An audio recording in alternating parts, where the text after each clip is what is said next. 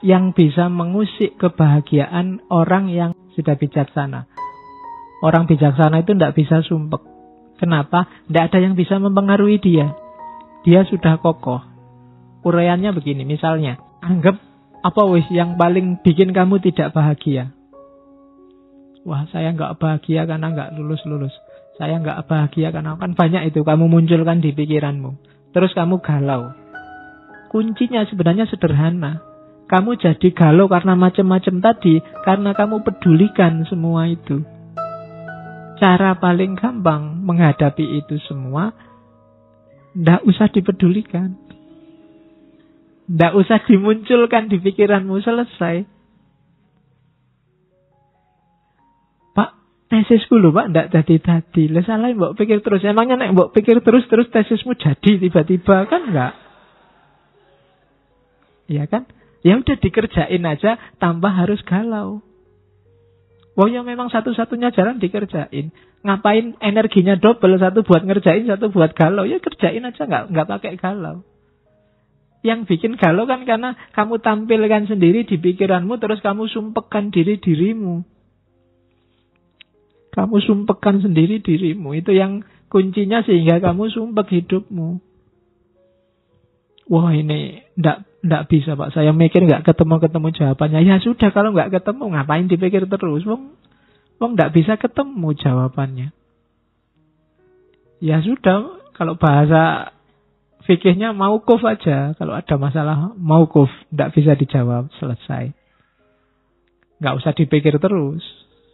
Wong dipikir jelas-jelas kamu ndak bisa jawab kok. Biarin aja. Nah, jadi kuncinya apa? Biar kamu nggak sumpek, ndak usah dibikin sumpek. Kalau nggak bisa dikerjain, ya nggak usah dikerjain. Kalau bisa, ya kerjain semampumu. Kan cuma itu dok rumusnya. Jadi orang yang bijaksana itu ndak bisa sumpek.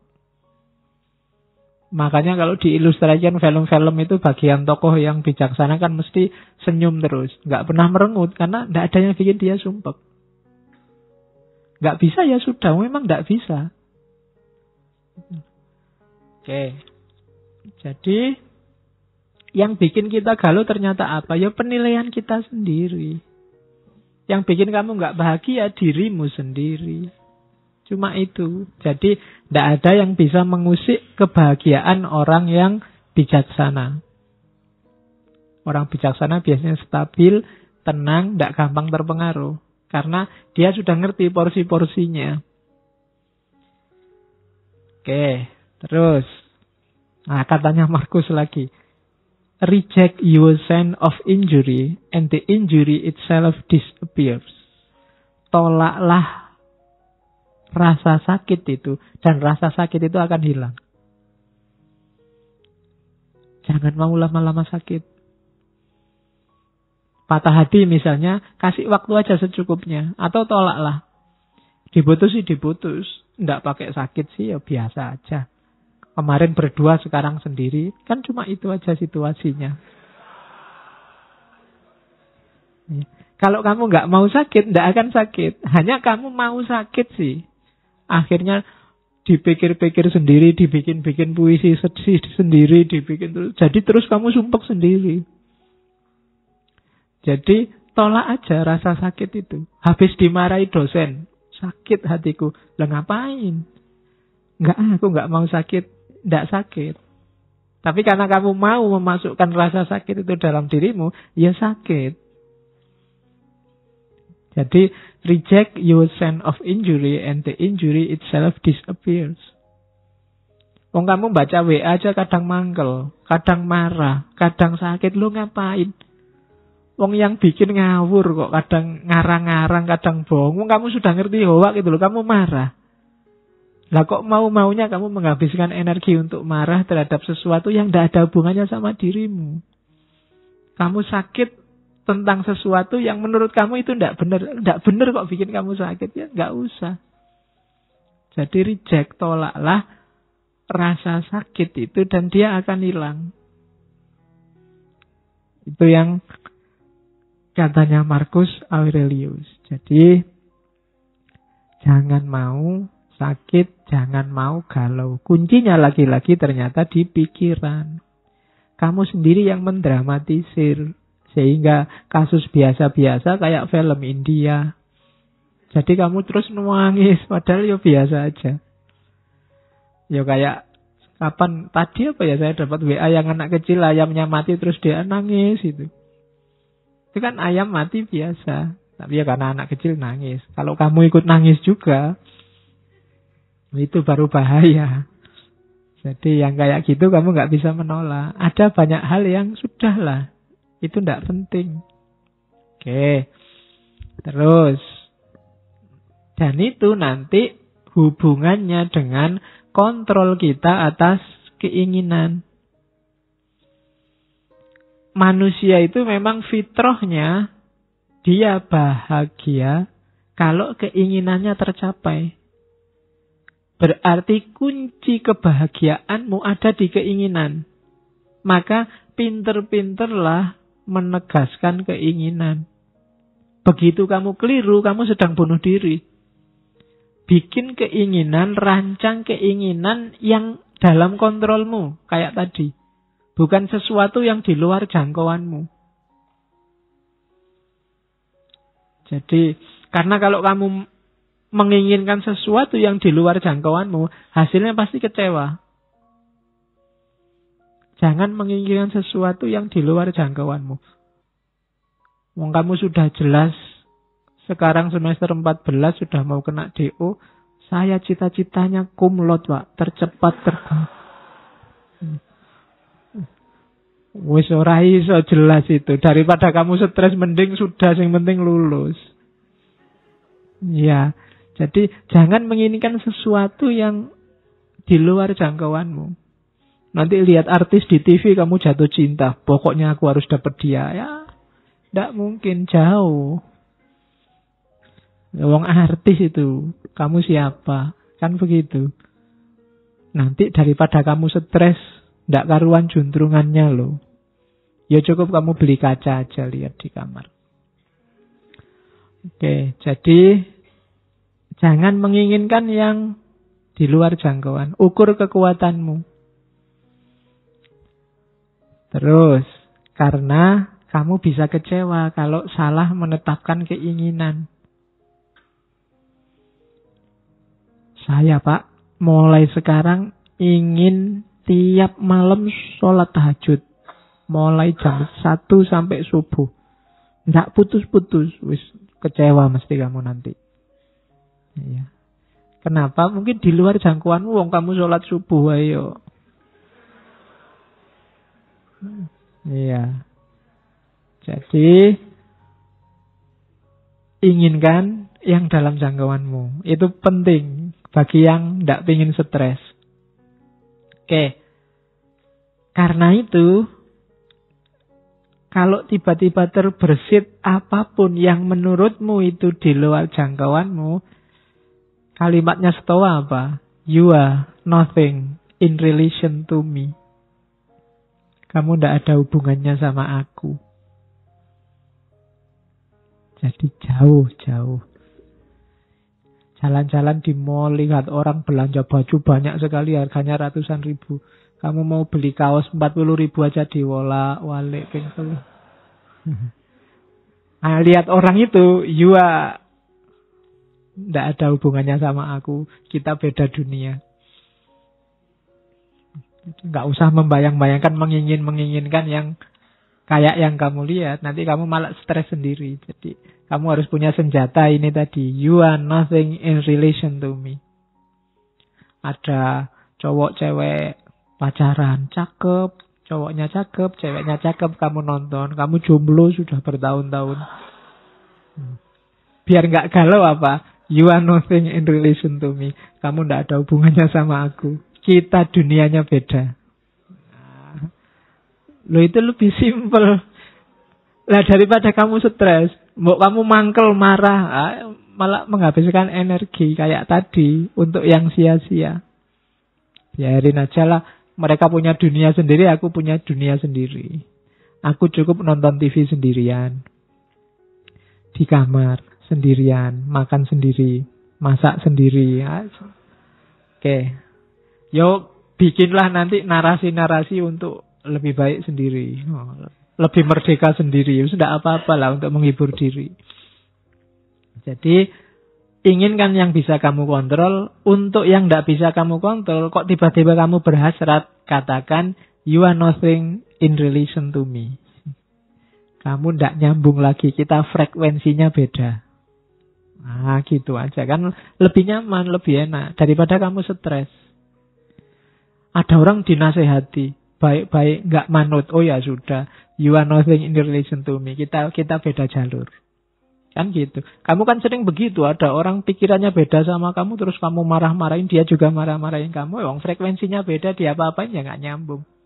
Tinggal kamu putus saja ya, kita frekuensinya beda. You are nothing in relation to me. Kita beda dunia. Nah, jadi itu caranya untuk bahagia. Kontrol keinginan. Dari situlah nanti kamu ketemu kebebasan.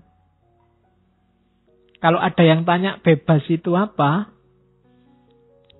Bebas itu inginkan yang berada dalam kontrolmu. Jangan inginkan sesuatu yang berada dalam kontrol orang lain. Kalau cita-citamu menginginkan sesuatu yang jadi milik atau dikontrol orang lain, maka saat itu juga kamu jadi budak. Budaknya siapa? Budaknya orang lain yang mengontrol keinginanmu tadi. Kalau cita-citamu misalnya jadi PNS, dan menurutmu di luar kontrolmu, maka kamu akan jadi budak orang yang mengontrol penerimaan PNS. Kalau cita-citamu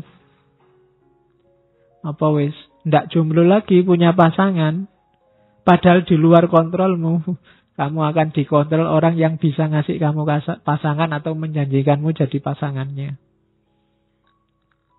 Ya kan? Kalau cita-citamu harta, padahal itu belum waktunya dan di luar kontrolmu, maka kamu akan jadi budak orang yang bisa memberikanmu harta. Namanya jadi nggak bebas. Maka kalau kamu ingin bebas yang sejati, inginkan yang hanya dalam kontrolmu saja. Yang di luar kontrolmu nggak usah diinginkan.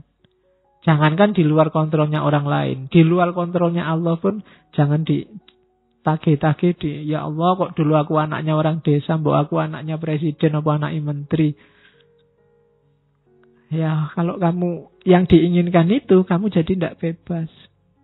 Kebebasan itu inginkan yang dalam kontrolmu. Jangan nagih sesuatu yang di luar kekuasaanmu. Dan kamu nggak dosa kok kalau hanya menginginkan yang dalam kontrolmu. Tidak apa-apa, wong kekuasaanmu cuma itu.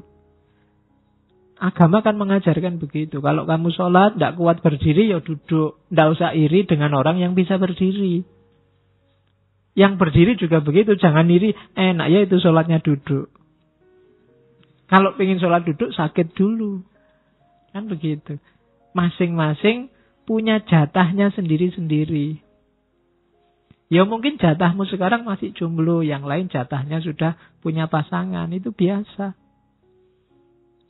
Jadi tidak harus menginginkan yang di luar kuasamu. Kecuali janjane sudah dalam kuasamu, kamu nggak jomblo lagi. Tapi kamu milih jomblo, wah itu rasa dewe nanti. Iya, kamu akan galau mesti. Harusnya kamu ambil, tidak kamu ambil. Jadi bebas yang sejati itu apa? Bebas yang sejati itu menginginkan yang dalam kontrolmu. Bukan yang di luar kontrol. Mari kita demo biar Donald Trump gak jadi presiden Amerika lagi. Kejauhan. Hasilnya mesti stres.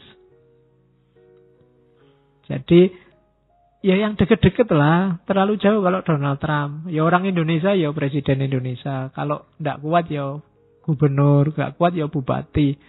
Kalau masih tidak kuat ya Pak RT, Pak RW misalnya loh. Itu kan dalam jangkauanmu, bukan yang di luar jangkauanmu. Kalau mimpimu terlalu besar, hasilnya kecewa. Atau kamu jadi budak yang bisa mewujudkan mimpimu. Jadi bebaslah. Bebaslah berarti apa? inginkan hanya yang berada dalam jangkauanmu. Terus, yang kedua, lanjutannya kebebasan. Kenapa sih ada yang tidak terjangkau? Ya, karena all can be free internally in mind, none can be free without in body. Kita itu akal sih bisa bebas. Cuma mewujudkan isinya akal itu tidak bebas. Kamu mikir apa saja kan bisa, boleh. Tidak ada sanksinya malah. Satu-satunya yang bisa bebas murni itu kan cuma mikir, akal. Cuma mewujudkan pikiran itu tidak bebas. Kita sudah terikat. Kamu mikir seandainya aku bisa terbang ya, bisa di pikiran. Tapi kalau mau diwujudkan, kamu harus punya uang dulu terus naik pesawat. Tidak bebas. Kalau nggak punya uang, ya tidak bisa kamu bisa terbang. Yo, kamu loncat dari atas gunung, yo terbang sebentar. Terus wassalam. Ya kan? Can be free, kita nggak bebas. Kalau mau diwujudkan, tidak bebas sudah. Pak, saya pengen jadi presiden, bebas. Begitu ingin mewujudkan, itu baru tidak bebas. Macam-macam sudah halangannya, nggak sesederhana mikir. Makanya dulu pernah saya bilang, kebebasan yang sejati bisa dalam pikiran. Dalam hidup sehari-hari, halangannya banyak. Macam-macam, in body. Mungkin kamu sumuk, pinginnya segera kayak gini, pingin nyopot baju, terus kipas-kipas. Senang ini sudah. Tapi kan begitu banyak orang di sini kan kamu nggak bisa. Kalau kamu nyopot baju di sini, yang lain mesti bubar baunya. Lo kan nggak bebas kan kamu nyopot baju akhirnya. Kenapa? Ada yang lain, tapi di pikiran tadi kamu bebas. Menginginkan itu kan dalam pikiran. Bebas, kamu bisa. Kalau sekedar menginginkan bisa apa saja. Tapi kalau kamu tidak hati-hati, ketika keinginan ini kamu wujudkan, kamu akan dicegat oleh banyak sekali halangan. In body, realitas sehari-hari. Jadi rumusnya di situ. Itulah kenapa biar kamu nggak kecewa, aturlah keinginanmu. Biar nggak terlalu banyak kecewa. Jadi cita-citamu apa sih? Keinginanmu apa sih? Sesuaikan dengan kondisimu. Tidak sesuai juga tidak apa-apa. Tapi ketika tidak sesuai, lahirnya kekecewaan. Atau perbudakan tadi. Kamu mikir memperkosa orang. Itu kan di pikiran nggak masalah. Nggak ada orang hukum kamu. Nggak ada orang, kamu saya tuntut karena membayangkan memperkosa aku toh. Nggak iso. Kamu baru dituntut kalau perkosa beneran. Jadi bebas, pikiranmu itu kamu bikin apa aja bebas. Kamu ditolak, nembak ditolak terus awas ya, kamu nolak aku tak bayangke gua awas. Bayangke itu kan bebas di pikiran. Nggak ada orang bisa nyegat kamu bayangke sopo, itu kan nggak bisa. Sekarang kan kadang nggak cuma bayangkan, gambarkan, gambar pakai Photoshop itu. Bisa kayak gitu kan. Cuma ketika sudah masuk Photoshop, itu sudah halangannya banyak. In body, kamu bisa dipenjara kalau gambar aneh-aneh. Itu sudah in body. Kalau in mind, bebas. Murni masih ada di pikiran, itu bebas. Tidak ada orang dituntut, nggak ada orang dimarahi. Pak, saya membayangkan seandainya saya jadi wali, Pak. Nah itu kan orang, ya serapopo, mikir rodok ya rapopo. Cuma di pikiran. Tapi kalau mau diwujudkan, halangannya banyak. Jadi rumusnya itu, kebebasan itu bisa dalam kamu mikir. Tapi begitu mewujudkan bebas, kamu akan ketemu banyak sekali halangan-halangan. Karena hidup ini coraknya katanya Stoik tadi fatalistik.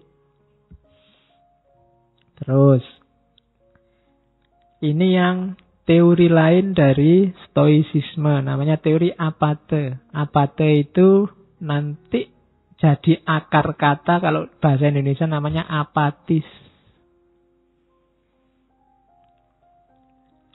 Apatis itu kan kesannya, sudahlah, tidak usah mikir hasilnya, paling ya begitu kan, itu apatis.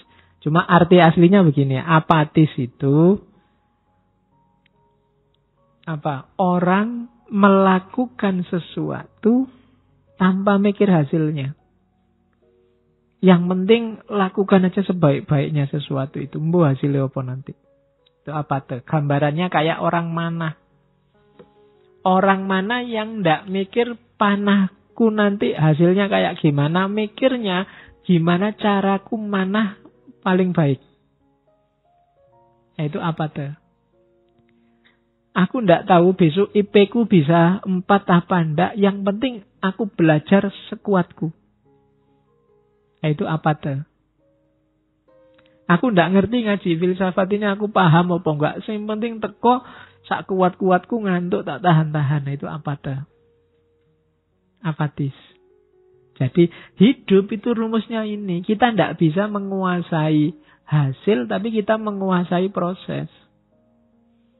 Itu tadi yang saya bilang, kelompok Stoa ini banyak diadopsi nanti gagasannya oleh agama-agama, baik Kristen maupun Islam.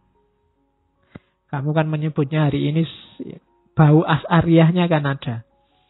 Jadi kita menguasai usaha tapi tidak menguasai hasil. Itu namanya kalau di Stoa kiasannya kayak orang mana. Apakah panahnya nanti tepat sasaran atau tidak masalah. Yang penting kita sudah berusaha semaksimal mungkin. Seandainya nggak tepat, kita tidak menyesal. Yang penting kamu sudah belajar sekeras mungkin. Kalau hasilnya nggak maksimal, kamu nggak menyesal.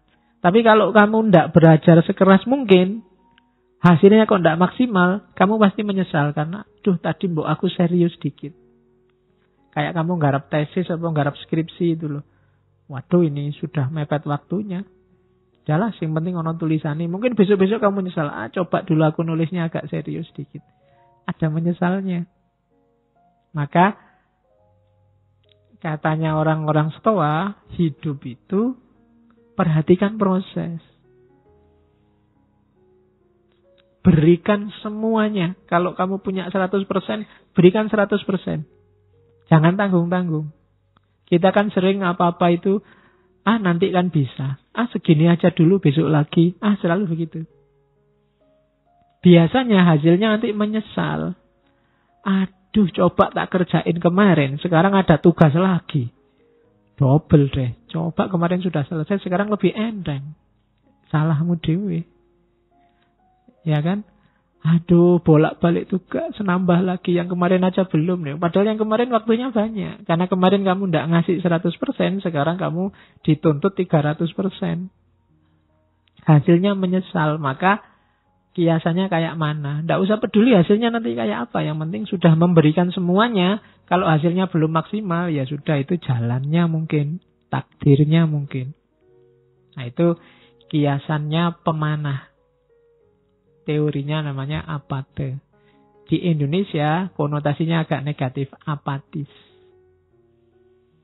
Apatis itu kalau di Indonesia kan, paling-paling begitu hasilnya kan gitu. Ya, tapi maksud awalnya tidak begitu.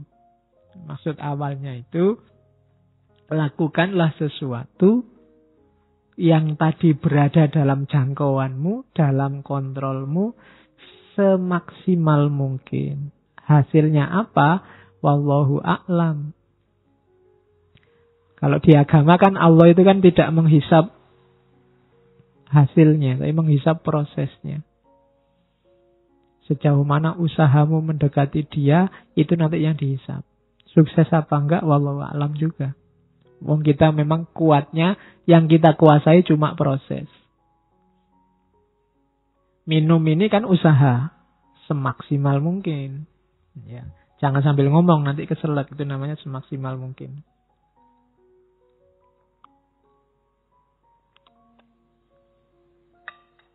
Kalau bisa minum, mungkin minum tak tahan-tahan nanti saja. Nanti selesai ngaji menyesal. Coba tadi minum. Sekarang ndak habis deh minumannya kan. Jadi menyesal. Maka apa-apa itu maksimal. Yang minumnya belum habis dihabisin. Ya, daripada nanti ketendang. Oke, jadi baik buruk, menyesal tidak menyesal, itu tergantung berapa persen usaha yang diberikan. Terus, ini teori yang lain, kelanjutannya. We are actors playing roles we do not choose. And our duty is to play them as best we can, knowing that our fate is part of which larger order. Jadi kita ini pakai lagunya Ahmad Albar ya. Dunia ini panggung sandiwara. Sutradaranya bukan kita. Kita ini hanya aktor yang dikasih peran tertentu yang kita ndak milih. Kamu kan ndak milih tiba-tiba sekarang jadi mahasiswa. Tiba-tiba jadi santri ngaji, filsafat. Tiba-tiba ini kan kayak rule-rule, peran-peran yang diberikan oleh Tuhan pada kita. Kita ndak pernah milih. Maka tugas kita bukan bantah sutradara. Kalau sudah di casting jadi antagonis, ya antagonis saja. Jadilah antagonis sebaik-baiknya. Ya, lo itu maunya begitu memang ya. Antagonis terbaik itu maksudnya ya. Play them as best we can. Apa ya kamu di casting jadi antagonis kan begitu. Kenapa? Karena kita ini bagian kecil dari mesin besar. Kalau kita nggak main sebaik-baiknya, mesin besar ini akan kacau.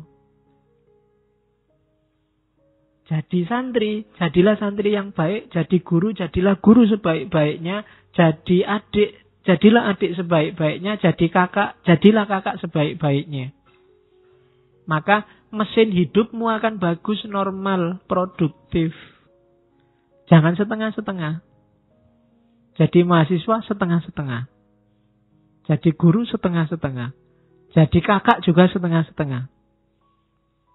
Ya hasilnya tidak bagus. Mesinmu tidak akan muter dengan bagus. Kita itu bagian. Kalau kamu jadi kakak yang bagus, adikmu jadi adik yang bagus, ibumu ibu yang bagus, ayahmu ayah yang bagus, keluargamu jadi keluarga bagus. Produktif. Pemimpinnya harus bagus, rakyatnya juga harus bagus.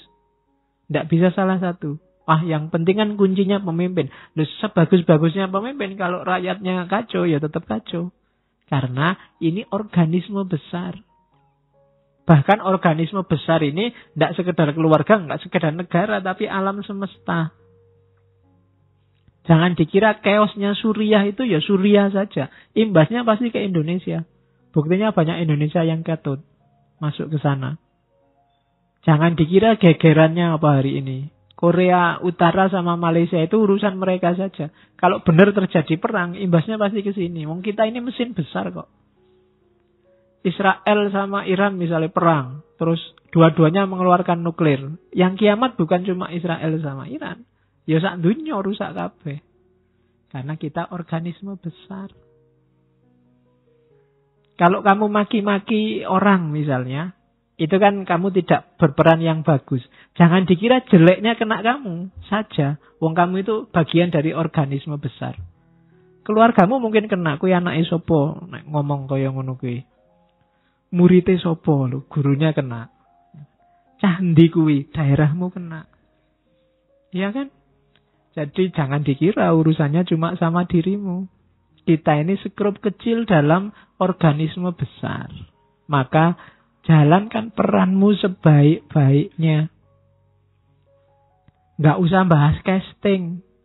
Aduh, castingku kok ndak enak ini jadi adik. Penginku jadi kakak. Ternyata nggak punya adik. Punyanya kakak. Toh akhirnya jadi adik. Ya jadilah adik yang baik. Enak jadi dosen ya tinggal merentah-merentah. Nugas-nugasin. Loh dosennya dulu juga pernah jadi mahasiswa. Dulu, sekarang castingnya ganti. Maka castingmu sekarang baru jadi mahasiswa. Perankan sebaik-baiknya. Biar nanti sama sutradaranya kamu diganti casting yang enak. Kalau jadi mahasiswa nggak becus, ya casting selanjutnya kan ya logos tadi loh, ada logikanya, ada hukumnya. Jadi, we are actors playing roles we do not choose. And our duty is to play them as best we can. Knowing that our fate is part of much larger order. Jadi kita ini skrup kecil dalam mesin besar. Mesin besar itu murnya satu copot aja ya sudah wassalam. Semuanya ikut kacau. Terus. Oke. Ini rumus terakhirnya. Realistis. Realistis itu apa? Do not seek to have everything that happens as you wish, but wish for everything to happen as it actually does happen. Jangan berusaha agar segalanya terjadi seperti yang engkau inginkan, namun inginkanlah agar segalanya terjadi seperti yang seharusnya terjadi. Jadi inginkan yang seharusnya, bukan inginkan sesuai keinginanmu. Bukan mengusahakan sesuai keinginanmu. Jadi saya pinginnya sih nggak belajar, Pak, tapi nilaiku bagus. Nah itu karepmu lah ngono kuwi. Gitu loh. Sunnatullahnya kalau pengen nilai bagus, belajar. Jadi berusahalah agar yang kamu inginkan itu yang seharusnya terjadi. Hidupmu lebih damai. Hidupmu akan tenang. Kalau yang kamu inginkan jadi basisnya bukan keinginanmu tapi realitasnya. Itulah yang namanya realistis. Ya saya realistis saja, Pak. Kalau jadi milioner mungkin tidak bisa. Jutawan mungkin bisa lah kalau besok. Kira-kira kerjaan saya ini. Itu namanya realistis. Yang kamu hitung bukan keinginanmu. Kalau manut keinginanmu sih, pengenmu jadi orang paling kaya se-Indonesia. Tapi ya ora mungkin. Nah itu namanya melihat fakta berdasarkan realitas, bukan berdasarkan keinginanmu. Itu namanya realistis. Kuncinya hidup tenang itu hidup yang realistis. Pak, kalau wajah saya kayak gini ya, asal punya pasangan aja alhamdulillah. Itu lebih nyaman daripada saya, Pak, kulitnya putih, rambutnya panjang. Wis. Susah nyarinya. Ada kuda putih. Kulitnya putih, rambutnya panjang. Oke, jadi hiduplah realistis saja. Sesuai standarmu, ya kamu yang bisa ngitung. Kayak tadi loh, yang dalam kontrolmu. Di luar itu jangan. Terus, filsafat politik. Ya, ini hubungannya sama tadi. Kita bagian kecil dari mesin besar. Maka dalam hidup bersama, kuncinya harmoni. Harmoni itu terjadi ketika kita tidak ngitung keinginan kita. Tapi yang kita hitung kepentingan bersama biar mesin besar ini jalannya bagus. Kehidupan bersama kita jalannya bagus. Manusia pertama-tama bukan individu tapi kawanan. Kawanan bahasa Indonesia ya, bukan bahasa Jawa. Ya bahasa Jawa kawanan itu jenenge. Jadi kawanan itu kita ini pertama-tama makhluk sosial. Kita tidak mungkin dan tidak bisa hidup sendirian. Maka pentingkan dulu kehidupan bersama. Itu pertama, politiknya Stoa. Politiknya Stoa yang kedua, asumsinya adalah hidup ini, tak baca aja ya. Karena semua manusia itu levelnya sama, harusnya kita ini kan manusia yang sama seluruh dunia. Harusnya ada aturan bersama yang mengikat kita. Hari ini sudah terwujudkan antara lain lewat model-model PBB, model-model deklarasi HAM. Itu dulu yang mencita-citakan awal orang-orang seperti kaum Stoa ini. Jadi jangan terlalu banyak aturan yang beda-beda. Wong kita ini manusia hidup di dunia yang sama. Bikinlah aturan yang berlaku untuk semua orang. Begitu aturan itu beda-beda, lahirnya pasti nanti diskriminasi. Nyari aturan seminim mungkin atas dasar kemanusiaan umum. Jadi bikin semacam unified human society. Oke.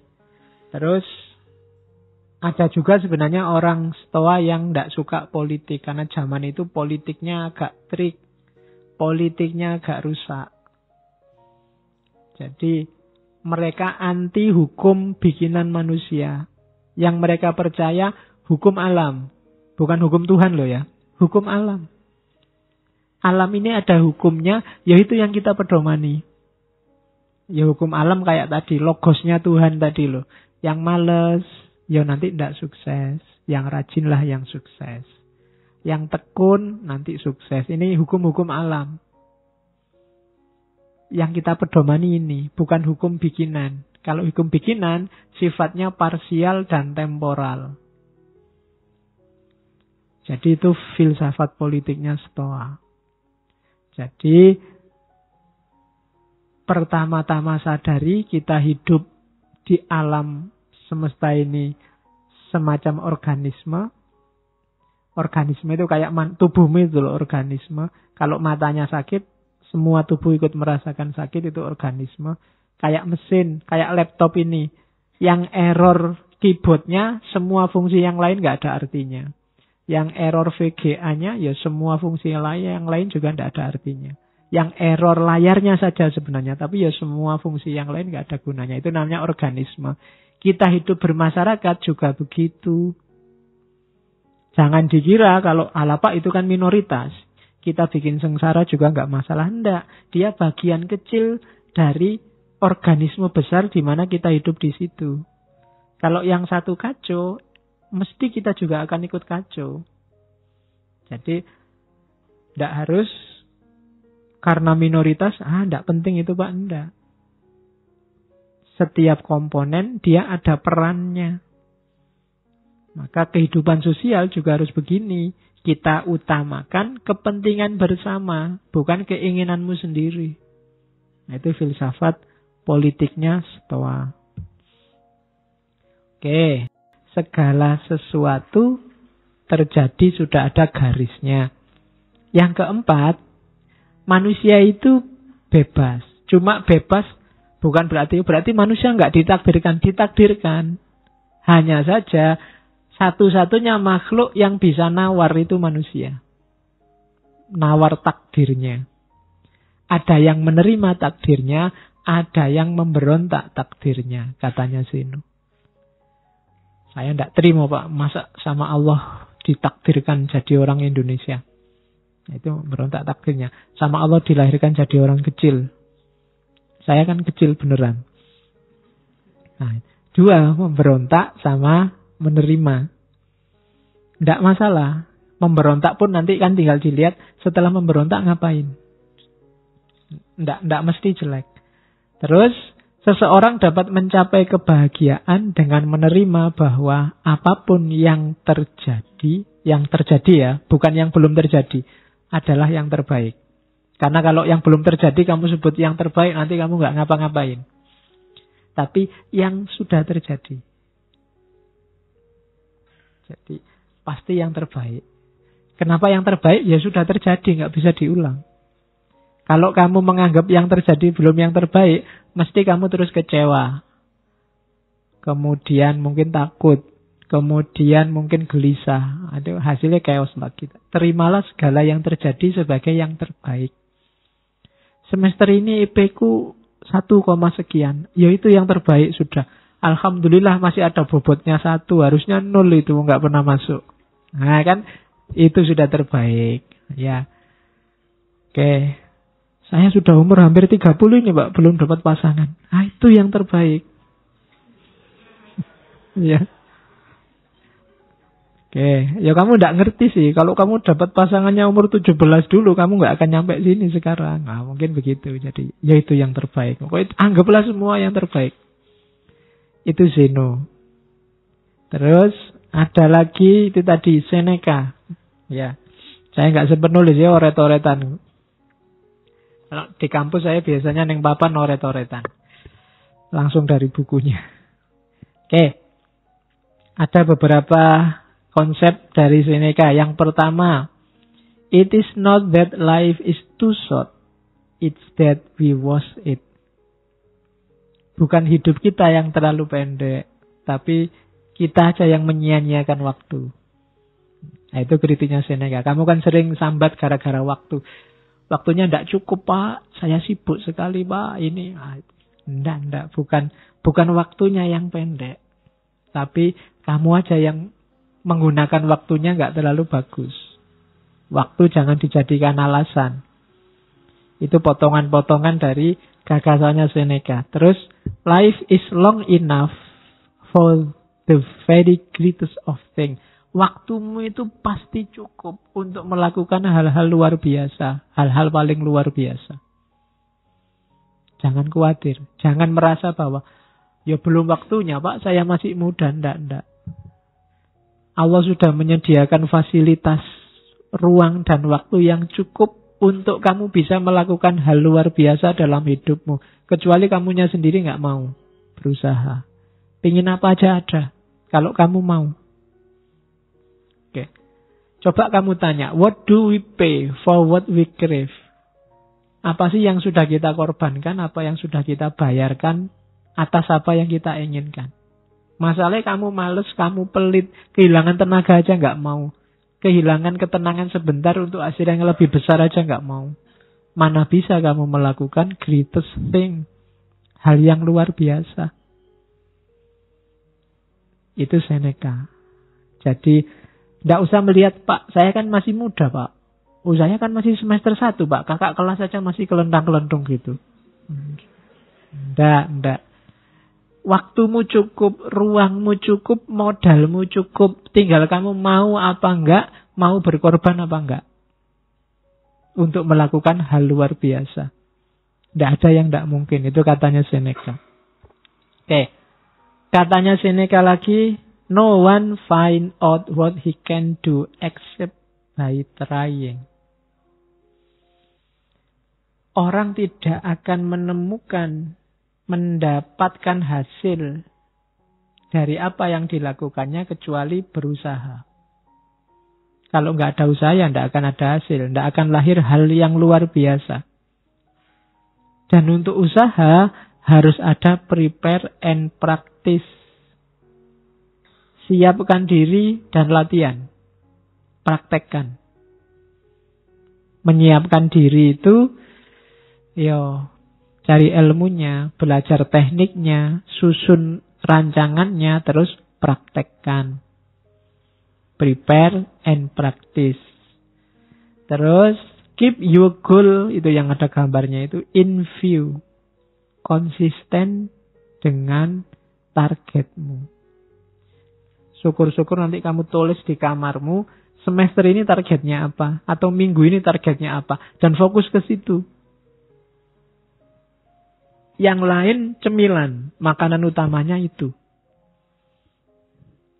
Ya, ini logika cemilan sama makanan utama. Kemarin saya dengar ada kiai yang ceramah itu, besok kita di surga ketemu lagi sama istri kita waktu di bumi. Terus kita kan mikirnya, aduh, capek-capek ke surga, ketemu itu lagi. Iya, padahal di sini sudah ngempet, nggak mau macam-macam, ketemu itu lagi. Tenang aja katanya kiainya. Istri kita di surga itu makanan utama. Nah, nanti ada bidadari-bidadarinya, nah itu cemilannya. Ya. Jadi makanya nanti yang di dunia belum punya istri, di akhirat sakit perut karena makan cemilan terus. Loh kan tidak ada makanan utamanya. Oke, terus ke sini. Jadi tetapkan targetmu, ukur kekuatanmu, dengan rumusnya Seneca untuk jadi orang sukses. Joy and konsistensi, nikmati prosesnya. Jangan merasa sengsara kalau mengorbankan sesuatu. Jangan merasa berat kalau capek. Jangan merasa, nikmati aja prosesnya, menyenangkan kok. Oke. Itu yang Selanjutnya, consider life as a whole. Kayak tadi, hidup ini kita mesin besar. Outer service itu melahirkan inner growth. Kita memperhatikan yang lain, melayani orang lain dalam rangka mesinnya ini biar bagus. Akhirnya apa? Diri kita juga berkembang. Jangan dikira kayak tadi mengorbankan untuk orang lain terus kitanya sendiri terbengkalai, enggak. Kalau kamu memperhatikan yang lain, justru dirimu yang berkembang. Misalnya saya ngaji. Ini kan memperhatikan kalian. Harus siap-siap baca-baca, bikin-bikin PowerPoint. Tapi jangan dikira kalian yang untung besar. Saya yang untung besar. Aku dapat banyak. Paling kamu ngertinya dikit-dikit. Yang ngerti banyak aku. Kalau kamu bantu orang lain, jangan dikira yang untung orang yang kamu bantu. Ada inner growth di situ. Ada yang tumbuh dalam dirimu yang bermanfaat dan penting. Jadi ini sifatnya circle, muter. Outer service itu punya korelasi dengan inner growth. Melayani keluar itu punya korelasi dengan pertumbuhan di dalam. Semakin kamu mengabdikan hidupmu untuk yang lain, semakin dirimu berkembang. Maka joy and consistency. Nikmati terus. Oke. Sama kayak itu lingkaran kedua. Learn itu sekaligus teach. Teach sekaligus learn. Orang yang ngajar itu sekaligus belajar. Orang yang belajar itu hakikatnya dia sekaligus mengajar. Siapa yang diajari? Dirinya sendiri. Kalau kamu belajar itu kan kayak orang ngajar. Ngajari siapa? Dirimu sendiri. Kalau kamu ngajar, sebenarnya juga kayak orang belajar. Saya ngajari, sebenarnya juga saya belajar. Nah, itu teorinya Seneca. Oke. Dan kalau ingin lebih sempurna, associate with those who make you better. Jangan ragu-ragu untuk kerjasama. Asosiasi.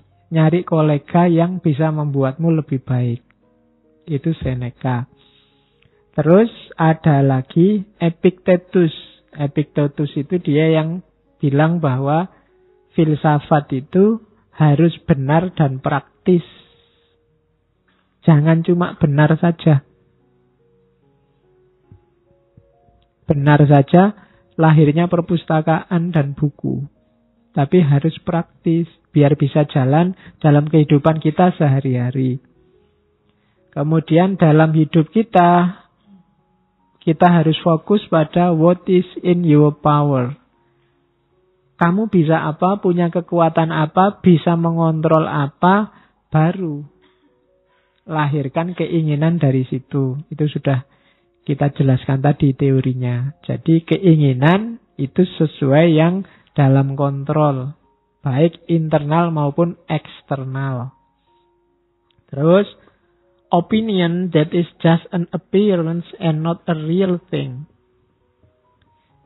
Direct your mind. Jadi, kayak tadi ya, pikiran itu sifatnya bisa bebas. Karena dia tidak real. Tidak nyata. Maka, arahkan pikiranmu ke arah kenyataan. Itu ada perspektif melahirkan habit. Pikiran akan melahirkan kebiasaan. Maka pikirlah yang baik-baik akan lahir kebiasaan yang baik. Meskipun pikiran itu bebas, ya jangan menyia-nyiakan pikiranmu untuk yang tidak penting. Karena dari pikiranlah lahir kebiasaan hidup kita. Kalau terbiasa berpikir jelek-jelek, ya lahir kebiasaan yang jelek. Sehingga Epictetus punya semboyan, death in unavoidable, life noble. Kematian itu tidak bisa dihindari, maka hiduplah dengan terhormat. Ya. Bukan hidup bahagia atau mati syahid. Tapi ya hiduplah dengan terhormat. Karena apa? Karena kematian itu pasti. Karena kita pasti mati, tidak hidup terus. Maka Hiduplah yang nyaman, yang harmonis, yang terhormat. Itu Epictetus. Kalau Marcus Aurelius, ya beberapa potongan dari tulisannya. Misalnya, you don't need to go to the mountain. You can, whenever you choose, read it into yourself. Kamu nggak harus capek-capek naik gunung untuk memahami alam semesta. Kapanpun kamu bisa kembali ke dalam dirimu sendiri. Man arofa nafsahu, arofa robbahu. Oke. Change is necessary. Perubahan itu niscaya pasti. Tidak mungkin dunia ini nggak berubah. Pasti berubah. Desire fame yang atas itu, pingin terkenal, remember how small your place is and how quickly everything is forgotten. Ya ndak apa-apa sih kamu pingin terkenal, cuma ingatlah betapa lingkunganmu itu ndak besar, cuma kecil, dan betapa cepatnya orang itu melupakan sesuatu. Jadi kalau kamu mengejar keterkenalan, akhirnya kamu akan kecewa. Karena kenapa lingkunganmu kecil? Sak terkenalmu, ya yang kenal hanya orang sejangkau lingkunganmu. Sak terkenalnya artis Indonesia, ya terkenalnya ya ning Indonesia. Luar negeri beberapa yang kenal. Donald Trump, ya terkenal di lingkungan yang pernah tersentuh oleh Donald Trump. Orang Irian Jaya pedalaman ndak ngerti opo iku Donald Trump, jajan apa itu. Ya kan? Misalnya Donald Trump tersesat di pedalaman Afrika gitu ya, orang Afrika ndak ngerti bahwa dia orang penting, ya dianggap orang biasa kan gitu aja. Jadi kalau kamu mengandalkan keterkenalan, siap-siaplah kecewa. Ini sudah siap-siap ini. Orang kota, mahasiswa Jogja pulang kampung, ndak ada yang kenal. Ndak ada yang menghargai sama sekali. Gimana orang-orang ini? Ya karena andalanmu fame. Fame itu ndak bikin kecewa. Dan how quickly everything is forgotten. Bahkan yang kenal dirimu pun ya di titik tertentu bahkan lebih sering lupanya daripada ingatnya. Mereka punya hidup sendiri-sendiri. Emangnya terus yang mengidolakanmu 24 jam mikir dirimu? Ndak. Katanya siapa? Kamu ketemu saya ya nek pas ono aku Pak Faiz salaman cium tangan, habis itu ya mikir urusanmu sendiri. Emangnya mikir aku terus kan ndak? Ketemu artis ya pas ketemu artis itu kamu wow salaman. Pulang ya mikir urusanmu lagi. Emangnya artisnya mbok pikir terus. Itulah fame. Jangan ketipu oleh fame. Apalagi cuma jempol di Facebook. Ya. Wah, yang like banyak sekali, terkenal berarti aku. Kamu bisa ketipu kalau kayak gitu. Wong ada yang like-nya itu otomatis.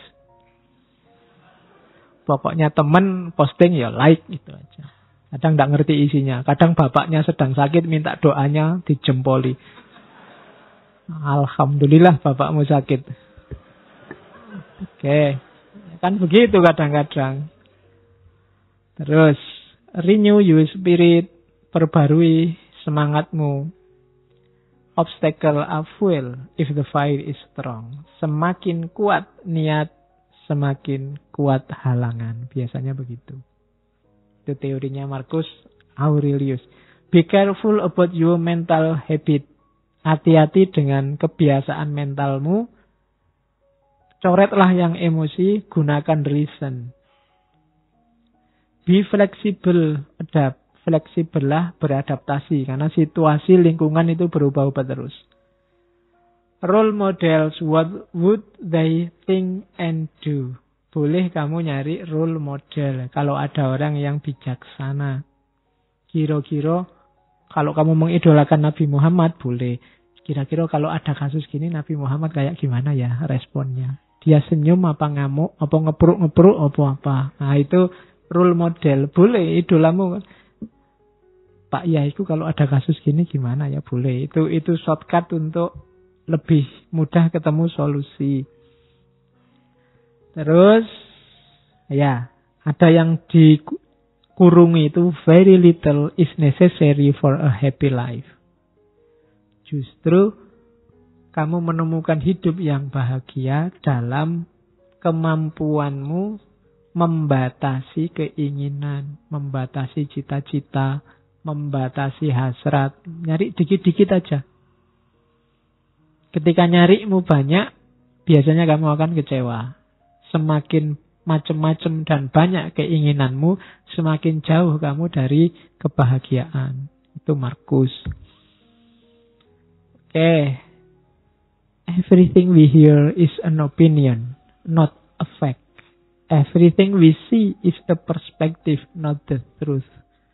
Ini penting menurut saya untuk kehidupan kita hari ini yang diserbu habis-habisan oleh informasi yang tidak jelas. Apapun itu isinya berita yang nyampe padamu, yang kamu dengarkan, itu sifatnya sudah opini, bukan fakta. Ada orang cerita, Pak, bla bla bla bla. Itu sudah opini orang yang cerita.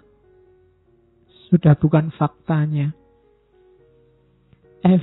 Everything we see is a perspective, not the truth.